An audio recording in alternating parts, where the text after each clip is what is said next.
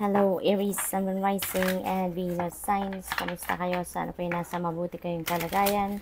Welcome back po sa Star Tarot. Kung bago kayo rito, welcome din kayo. Thank you sa inyong support. I truly appreciate it. God bless you all. Tignan natin ang mga mensahe for today. Ang unang mensahe po ninyo ngayon ay 5 of Cups in reverse. Ayan, so napakaganda nito kasi mayroong turnaround no, ng inyong sitwasyon. Maybe recently or in the past few days or weeks, siguro medyo medyo worried kayo, medyo nanghihinayang, merong regret, merong sadness, merong frustration, disappointment na nararamdaman ang iba sa inyo. But now you are achieving peace. Magkakaroon na kayo dito ng peace of mind. Magkakaroon na kayo dito ng kagaanan sa inyong pakiramdam, no? Maybe you'd be able to accept na kung ano man ang nangyari, kung ano man yung naging sitwasyon ninyo in the past few weeks or few days. At ngayon, maluwag na sa inyong kalooban, natanggap nyo na. So, you're moving forward, you're moving on from whatever that is situation na medyo mabigat sa inyong pakiramdam. Ngayon, you are leaning in towards hope and happiness, no? So, that's good. What else? We have 9 of Pentacles. Napakaganda. Kapag talagang positibo na ang nararamdaman natin, tumataas yung vibration natin, tumataas yung energetic frequency natin. Kaya nagkakaroon tayo ng extra power, no, para mag-manifest tayo ng mga bagay, sitwasyon na gusto natin ma-manifest sa buhay natin. And in this case, 9 of Pentacles, that represents abundance and prosperity, no? There is financial freedom, financial success na mararamdaman ninyo dito, mararanasan ninyo. You'd be able to experience luxury na din, no? Pinaghirapan nyo to, yung perang ito. You've worked hard for this. You've tried many things dito para magtagumpay kayo, para makarating kayo sa ganitong posisyon wherein makukuha nyo na, ma-receive nyo na dito yung ninyo, yung reward, no? Financial reward doon sa efforts na binigay ninyo or binuhos ninyo sa trabaho, sa career ninyo, or sa negosyo, or kung ano man ang source of income ninyo dito or source of your money, no? Dito mararamdaman na din ninyo, may experience na din ninyo yung kaluwagan talaga sa pera. Ito na yung simula siguro ng pag-establish ninyo ng inyong financial future, pag-establish ninyo ng financial security and stability ninyo dito. So this is really good kasi finally material security is there already, no? Ma-experience yun at mararamdaman nyo na yan. So we have 7 of Pentacles. Dito naman, maaaring ang iba sa inyo dito, maybe karugtong ito, no, ng energy na to, na dahil sa kalungkutan, dahil sa regret na naramdaman ninyo ng mga nakaraang araw, nakaraang buwan, or nakaraang linggo, siguro yung parang tinamad kayo, nagkaroon, yung parang wala kayong gana sa buhay, yung parang wala kayong ganang gumala, wala kayong gana sa trabaho, yung ganun ba? Kaya medyo nagkaroon siguro kayo dito ng parang low vibe, no? Pero nakabawi na kayo dyan, no? Kaya feeling ko, karugtong ito nito. Dito kayo nagsimula, ganito ang naramdaman ninyo, at saka sadness. Pero ngayon, makakabawi na kayo, no? Sa ngayon, lumipas na yan, yung parang nakalagpas na kayo doon sa crisis na yon. Kaya ngayon, mas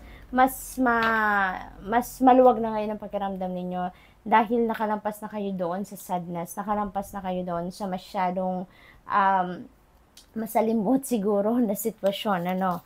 Ngayon, moving on na kayo. We have Temperance energy. So, most likely, pa rin ito, karugtong ito ng dalawang ito, na in the past, nagkaroon kayo ng imbalance, nagkaroon kayo ng kaguluhan sa isipan, sa dibdib ninyo, magulo, mabigat, yung ganon. But with the Temperance energy, nagkaroon na kayo ngayon dito, unti-unti, ng self-healing, no? Nagkaroon na kayo dito ng unti-unti pagganda ng inyong sitwasyon, pagganda ng estado ninyo sa buhay, pagganda ng mental state ninyo, kaya medyo positibo na ngayon ang laman ng isip at damdamin ninyo. So this is really good kasi nagkaroon na kayo dito ng healing. Kumbaga, no, unti-unti nakakabawi na kayo, nakakabalik na kayo sa normal, yung pakiramdam ninyo ngayon mas maluwag na at mas nakakahinga na, kumbaga. So that's really good. What else? We have Page of Cups in reverse. Ayan, so meron siguro kayong maaari mayroong mga tao sa paligid ninyo na naiinggit sa inyo. Kinaiinggitan kayo dahil siguro sa estado ninyo sa buhay, no? Lalo-lalo na dito na medyo yayamanin kayo at this point, no? Nakakaluwag-luwag, nakakahinga ng maluwag pagdating sa pangkaperahang espeto, you're enjoying luxury, you're enjoying material success, kaya marami sigurong mga mata sa paligid ninyo nakatingin sa inyo at nagtataka bakit kayo very successful pagdating sa pera, bakit kayo nakakaluwag-luwag ngayon. And with that, parang naiinggit sila sa iyo kasi syempre, maaaring yan din ang sitwasyon na gusto nila pero sa iyo dumating, sa iyo nangyayari ngayon ang pagkakataon na yon. Kaya marami sigurong naiinggit sa inyo sa ngayon. We have 3 of Cups in reverse. Ayan. So, most likely, no, yung sitwasyon na to related ito dito sa dalawa. Yung lungkot na yan, yung great sadness na naramdaman ninyo dyan, maybe it's because may mga tao dito na nag-cause sa inyo ng kalungkutan sa paraan na siguro niloko kayo, siguro na-betray kayo dito in different ways, no? Maaaring meron ditong betrayal pagdating sa relationship, betrayal pagdating sa negosyo, pagdating sa usaping pera, friendship. It could be in any area of life, no? Depende sa inyong sitwasyon, but definitely maaaring along those lines, no, ang naging dahilan ng sitwasyon na to na nagkaroon kayo ng great sadness dito, no? At maaari din ng iba sa inyo ngayon, siguro kayo yung subject ng chismis ng mga tao sa paligid niyo, maaaring ganun din ang ganap. Posible din na ang iba sa inyo dito, no, nanggagaling siguro parang yung person siguro ninyo nagkaroon ng third party, yung ganon, no? Posibleng ganon. Maaring yun ang naging dahilan din ng sadness ninyo. Kasi siguro nanggagaling kayo dyan sa ganong sitwasyon, no? Na betray kayo siguro ng inyong person recently or in the past few months, no? So, good luck, Aries. That's all I have for you for today. Thank you for watching. Love and light. Namaste. Hello, Leo, Sun, Moon, Rising, and Venus signs. Kamusta kayo? Sana po yung nasa mabuti kayong kalagayan. Welcome back po sa Star Tarot. Kung bago kayo dito, welcome din kayo. Thank you sa inyong support. I truly appreciate it. God bless you all. Po na mensahe ni Leo ay the full energy. This is really beautiful, no? Because there are fresh beginnings. Parang mga nakaraang araw, lagi kayong merong fresh start, meron kayong new beginning energy. Leo. Kaya most likely, no, maraming pagbabago ang magaganap sa buhay ninyo. Marami kayong sisimulang bagong chapter, no, sa buhay ninyo. Possible din dito na yung sisimulan ninyo dito is totally different, no, na sitwasyon from what you used to do. Maaring ibang-iba ito doon sa mga dati ninyong ginagawa. This could be like an adventure para sa inyo, as in totally new for you, new territory talaga ito na papasukin ninyo dito, Leo. So it could be in any area of life, no? It could be in any area of life.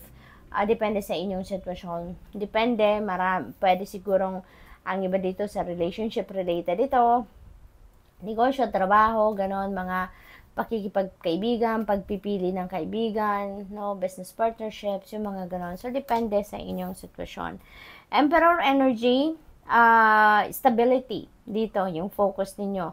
Maaaring ang iba sa inyo dito is focusing on laying a solid foundation in terms of your major areas of life, no? Maaaring, dito, kasama dito yung pag-establish ng pangkaperahang aspeto ninyo dito, pag-establish ng inyong financial future, pag-establish ng inyong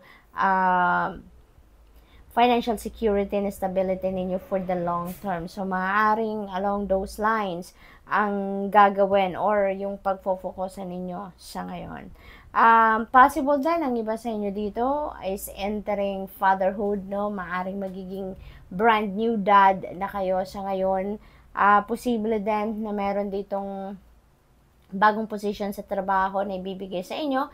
This could be promotion, this could be a leadership role din para sa inyo, Leo. So this is really a beautiful energy. We have 9 of cups, pero in reverse, ano? Maaring meron ditong dissatisfaction, no, na nararamdaman si Leo. Maaring may hindi kayo, maaring meron nangyayari sa buhay ninyo sa ngayon na hindi ninyo to gusto. Maaring this is not what you have envisioned for yourself, kaya parang dissatisfied kayo sa mga ganap, no? But remember, Leo, that lahat naman ng pangyayari sa buhay natin ay may dahilan, no? Lahat ng pangyayari sa buhay natin ay merong valid reason. Kaya kung ano man to, hindi man yan yung eksaktong gusto ninyo, but maaaring yan ang best para sa iyo. Kaya yan ang meron kayo sa ngayon. Yan ang binigay sa inyo ngayon ng Divine Universe. We have 5 of Wands in reverse. Ayan. So, maganda rin dito kasi ang iba sa inyo, siguro meron kayong conflict with another person. May hindi kayo pagkakaintindihan with another person. And then maybe ngayon you're going to focus on reconciliation, pag-uusap na maganda para magkabati na kayo, something like that, no? Meron ditong peace of mind na may experience ang iba sa inyo, which is really good. Meron na din ditong pag-let go ng tension, ng hindi pagkakaintindihan. You may enter compromise dito, no? Whatever the case may be, magiging maganda na ang inyong sitwasyon. Okay? What else for Leo? We have Queen of Swords. Ayan. So, possible dito, Leo, na ang iba sa inyo siguro in the past, hindi ninyo na-explain or hindi ninyo naka-communicate ng malinaw kung ano man yung gusto ninyong sabihin or kung ano man ang laman ng isip ninyo or laman ng puso ninyo. Kaya ngayon, maybe everything is going to change, no? At ngayon, magkakaroon na din kayo ng sort of open communication, magkakaroon na din kayo dito ng clear boundaries, no, ng mga kaganapan sa buhay ninyo, kaya mas magiging stricto na din siguro kayo. Meron ng pagbabago, no, in terms of pakikipag-usap, pakikipag-transaction sa iba. Meron ng pagbabago, no, sa area na yan para sa inyo sa ngayon. We have the Magician energy. This is number 1, no? Katulad ng Fool energy, this is also a new beginning energy. Magsisimula na kayo dito na mag-manifest ng kung ano man ang mga gusto ninyong ma-manifest sa buhay ninyo. You're going to start taking action na, no? Parang wala na kayo ditong procrastination, wala na kayo ditong babagal-bagal, no? Wala na kayo dito ng pag-hesitate. Mas na kayo ngayon, mas desidido na kayo sa mga gagawin ninyo. Mas desidido na kayo ngayon sa kung ano man yung naisip ninyo, ano man yung plano ninyo, ano yung mga ideas ninyo. Mas desidido na kayo na simulan na gumawa ng paraan para matupad ninyo kung ano man ito, no, na mga gusto ninyong gawin sa buhay. This is really good as well kasi parang mararamdaman ninyo dito, kaya kayo magdedesisyon na, magiging determinado na kayo dito na mag-take action because it feels like mararamdaman nyo na dito na everything around you is perfect na para mag-take action na kayo. Mararamdaman ninyo na things are falling into its right places na, wala nang delays, wala nang blockages, wala nang mga sagabal pa, obstacles, no? Kaya mas na kayo ngayon, mas magaan na sa pakiramdam ninyo na why not? Oo nga, magsisimula na akong mag-take action. So good luck, Leo, and that's all I have for you for today. Thank you for watching. Love and light. Namaste. Hello, Sagittarius, Sun, Moon, Rising, and Venus signs. Kamusta kayo? Sana po nasa mabuti kayong kalagayan. Welcome back po sa Star Tarot. Kung bago kayo rito, welcome din kayo. Thank you sa inyong support. I truly appreciate it. God bless you all. Pauna mensahe ni Sag ay Four of Swords. Ayan. So, dito naman sa Four of Swords, this is about rest. No? This is an invitation para sa inyo para mag-relax kayo, magpahinga kayo, mag-contemplate kayo, no? Because maybe panahon din ito ngayon na yung parang tinatawag na kayo ng inyong katawan para magpahinga, para mag-rejuvenate kayo at mag-recuperate. Possible din na meron kayong mga divine guidance dito na kailangan ninyong marinig. Kaya kailangan ninyo na mag-step back muna kayo, mag-detach muna kayo sa kung ano ang pinagkakabisihan ninyo so that walang istorbo, no, sa inyo. Walang, alam mo yun, yung makakapag-focus kayo sa sarili ninyo, makakapag-connect kayo sa soul ninyo and sa higher self ninyo. And with that, pagtahimik, 'di ba, yung isip natin, yung katawan natin naka-rest din. So, mas malakas ngayon magsalita ang inyong intuition. Mas malakas ngayon na maririnig ninyo ang boses ng soul ninyo. At doon ninyo mapipick up, no, yung mga kasagutan sa inyong mga tanong. Doon ninyo maririnig yung bulong sa inyo ng iyong intuition. We have Seven of Swords in reverse. This is good, no? This is good. Kasi meron ditong parang pag-move forward na sa buhay.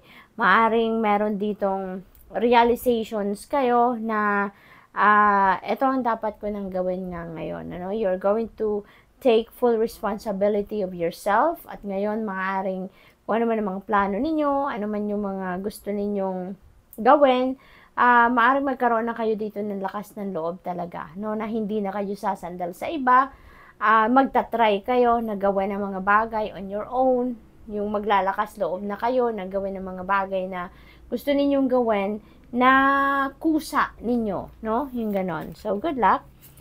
We have King of Pentacles. Ayan, this is really good, no? This is about wealth. This is about prosperity and abundance. Okay? Dito, may experience niyo dito yung kasaganaan talaga pagdating sa pera. You'll be able to experience dito ng material success, no? Mga magaganda, magagarbong offers siguro pagdating sa trabaho, pagdating sa career ninyo, source of income, yung mga ganon. So, this is really beautiful. Beautiful. Kasi napaka-swerte ninyo ngayon pagdating sa pera. Maaring meron dito magbubukas ng mga bagong money path para sa inyo, Sagittarius, for you to find out, no? So, good luck to that. Ang iba sa inyo dito, maaaring magiging tatay na, no? Maaaring you're going to be a brand new dad or a grandpa siguro, no? Good luck to that. We have Judgment energy. Ayan. So, you may need talaga, no? Kasama pa niya or nasa taas pa niya yung Four of Swords. So, definitely, meron panawagan sa inyo dito ng spirit na mag-contemplate talaga kayo, mag-solitude kayo, magpahinga kayo, because you really need to do some kind of reflection and contemplation at this time. Marami siguro dito ang mga mensahe para sa inyo, ang calling sa inyo ng universe. At sa paraan ng pagre-relax nyo lang, doon ninyo yan mararamdaman, no? Doon ninyo yan tawag dito, doon ninyo yan, ay tatabunan ko pala to, sandali lang po. Baka maano tayo ng YouTube dito. Ayan, kasi may maraming bawal na ngayon. So, yun, panahon ngayon para magmuni-muni kayo, Sag, because it feels like to me na there is important guidance na pinapadala sa inyo ang universe na kailangan ninyong ma-access yan. And because you're always busy, siguro, you're always preoccupied, so, yung normal ninyong routine, hindi ninyo yan mapipick up na mga mensahe because yung bulong sa atin ng ating intuition, you know, it comes in a very subtle way, no? Kaya most likely, hindi ninyo yan napipick up na mensahe sa inyo. But there is an important guidance na kailangan ninyo ditong marinig at kaya kailangan ninyo na magpahinga muna kayo. Kailangan na mag-reflection mode kayo, no? Yung tahimik lang kayo.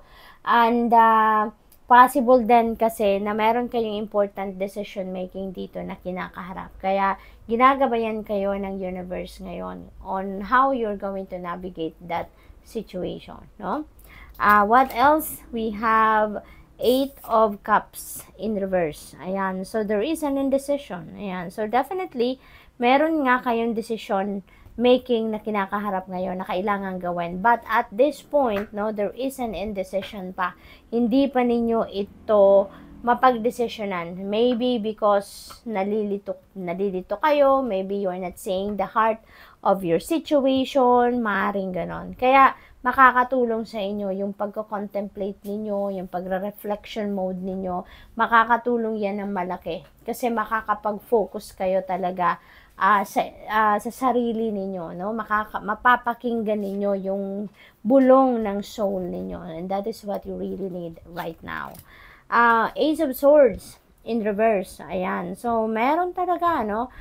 Meron, yung parang meron ditong confusion talaga na nararamdaman kayo, Sagittarius. Kaya, advice sa inyo, no? Sa mga energies na to na lumalabas, ang panawagan sa inyo dito, mag-rest muna kayo so that your body can rest. Pag ang katawan ninyo nagpapahinga, yung isip din ninyo magpapahinga. Sasabayan sa katawan ninyo.